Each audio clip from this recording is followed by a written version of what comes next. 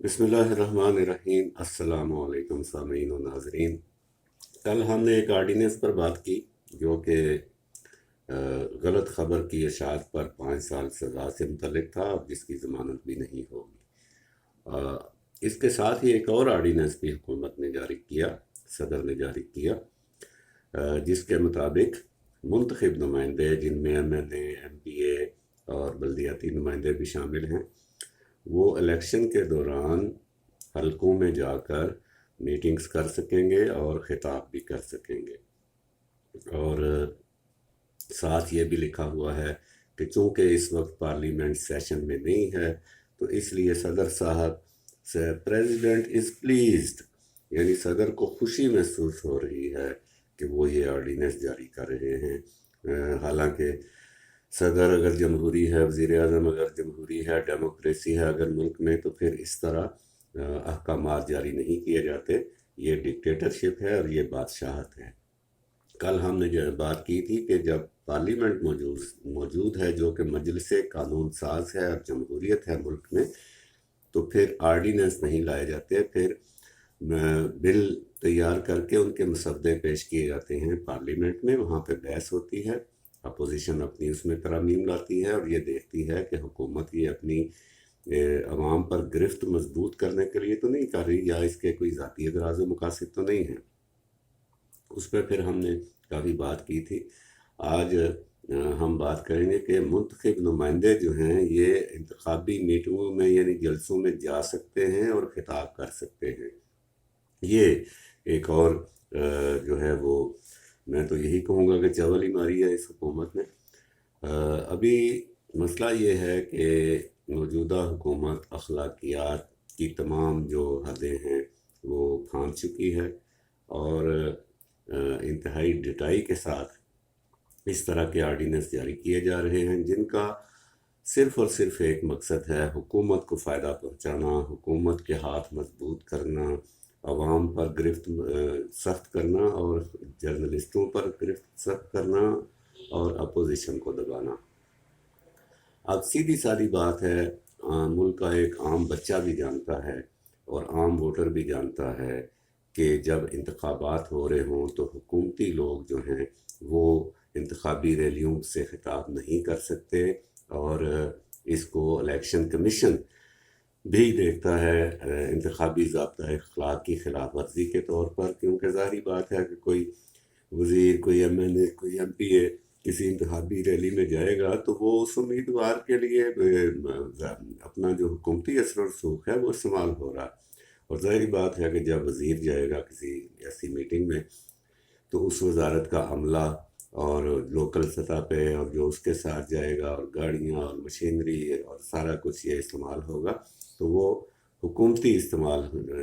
Machinery استعمال ہوگی ایک مخصوص امیدوار کے حق میں، جس کی الیکشن کمیشن سخت ممانعت کرتا ہے، اور جو انتخابی ضابطۂ اخلاق کی خلاف ورزی ہے اور جو غیر قانونی ہے، اس غیر قانونی چیز کو قانونی بنانے جا رہی ہے، بنا چکی ہے حکومت۔ اچھا، اب اس کے دو پہلو ہیں۔ ایک تو الیکشن کمیشن جو ہے وہ خود مختار ادارہ ہے، آئینی ادارہ ہے، اس کے کام میں مداخلت کی حکومت نے، اور صدر کو اس پہ چاہیے تھا کہ وہ وزیر اعظم کو یہ واپس بھیجتا کہ یہ الیکشن کمیشن، کیونکہ صدر جو ہے وہ آئینی سربراہ ہے ریاست کا، اور آئینی اداروں کے جو معاملات ہیں ان کو دیکھتا ہے وہ، اور الیکشن کمیشن کا یہ دائرہ اختیار ہے کہ وہ ایسا کوئی اگر جاری کرنا،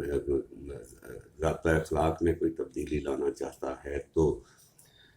اور الیکشن کمیشن میں بھی جمہوری طریقہ ہے، وہاں پہ چاروں صوبائی یونٹ جو ہیں ان کے نمائندے موجود ہیں، ان میں بات چیت ہو کے تو پھر ایک کام ہوتا ہے اتفاق رائے سے، یعنی وہاں پہ بھی جمہوریت موجود ہے۔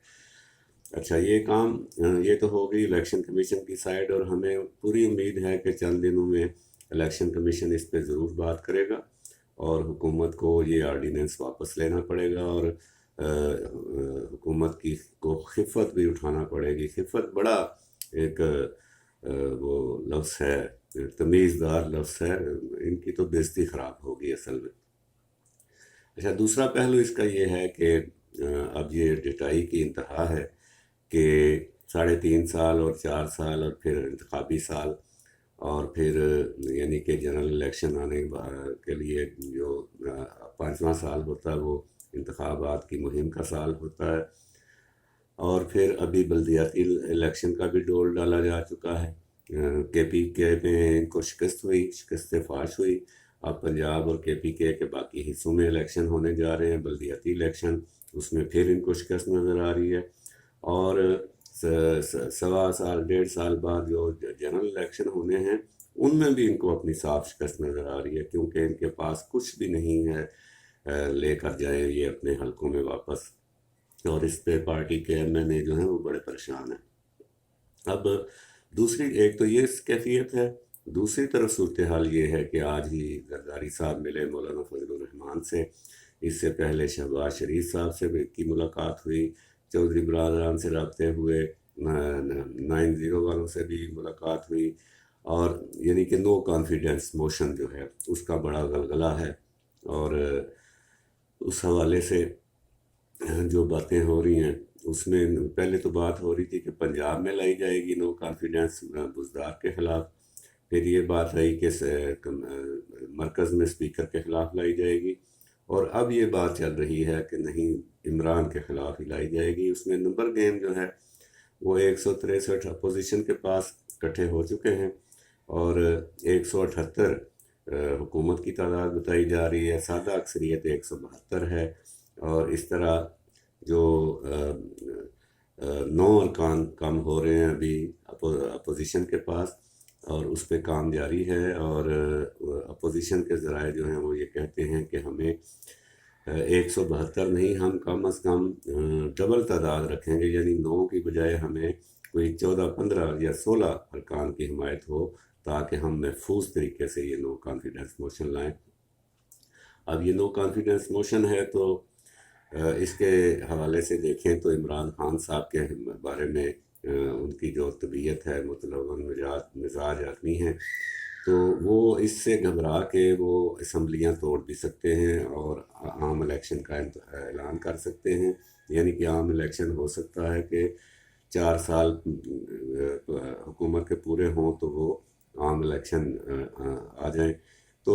اب یہ ساری اسی کی پیش بندی بنتی ہے کہ بھئی ہمارے M N A M P A انتخابی ریلیوں میں جا سکیں، اور وہاں پہ وہ اسکیموں کا بھی اعلان کریں اور اپنا اثر و رسوخ بھی استعمال کریں، تو ہم بلدیاتی الیکشن جیت جائیں، یہ جو اب اگلا مرحلہ آ رہا ہے، اور بلدیاتی الیکشن جیتنے کے بعد اس نو کانفیڈنس موشن کو ناکام بنانے کے لیے عمران خان صاحب اسمبلیاں توڑ دیں اور عام انتخابات کا اعلان کر دیں، بلدیاتی الیکشن ہم نے جیتا ہو اپنے ارکان اسمبلی اور وزراء کی مداخلت سے، ان کے ذاتی اثر و رسوخ حکومتی مشینری کے استعمال سے، اور اس سے ہم اثر انداز ہو سکیں عام انتخابات پر۔ اس مقصد کے لیے یہ آرڈیننس لایا گیا ہے، جس کی کوئی ایمرجنسی نہیں تھی۔ آرڈیننس لائے جاتے ہیں کوئی ایمرجنسی میں، آپ کو قانون سازی کی ضرورت ہے، ملک میں کوئی ہنگامی حالت ہو گئی ہے، پارلیمنٹ کا اجلاس بلانے میں دیر لگ جائے گی، کوئی جنگ چھڑ گئی ہے، کوئی آفت آ گئی ہے، لیکن ظاہر ہے کہ ایسی کوئی صورتحال نہیں ہے۔ تو یہ منظرنامہ ہے اس دوسرے آرڈیننس کے حوالے سے۔ اب دیکھیے کہ آنے والے دنوں میں یہ اونٹ کس کروٹ بیٹھتا ہے۔ البتہ مریم اورنگزیب نے آج ایک بات کی کہ پشاور کا ایک شخص جو ہے کیا کیا رنگ دکھاتا ہے، اس پہ یہ ہم نے عرض کیا ہے، کیا کیا رنگ دکھاتا ہے، انگلی پر نچواتا ہے، ٹیلی فون کھڑکاتا ہے، لوگوں کو دھمکاتا ہے اور گھوڑے ہانک ہانک کر لاتا ہے۔ پشاور کا ایک شخص، کیا کسی کو اس کا نام آتا ہے؟ تو آپ یہ سوچئے کہ کیا آپ کو اس کا نام آتا ہے۔ تو ملتے ہیں اگلی ویڈیو میں۔ اللہ نگہبان، پاکستان زندہ باد۔